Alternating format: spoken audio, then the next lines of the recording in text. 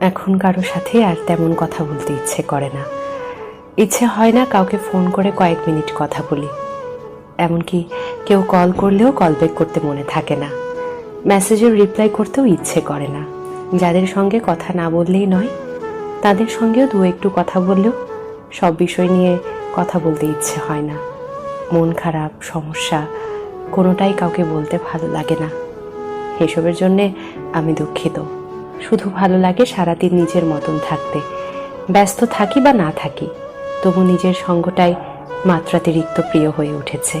যেই সঙ্গীহীনতায় একটা সময় আমার মন খারাপ হতো, মনে হতো আমিই যেন দুনিয়ার সবচেয়ে একলা অসহায় মানুষ। সেই খারাপ লাগা, সে একাকিত্ব আজ যেন সব থেকে বেশি প্রিয় হয়ে উঠেছে। এখন অমুক বন্ধু খোঁজ না নিলেও আর খারাপ লাগে না। কেউ ভুল বুঝলেও নিজেকে আর প্রমাণ করতে ভালো লাগে না।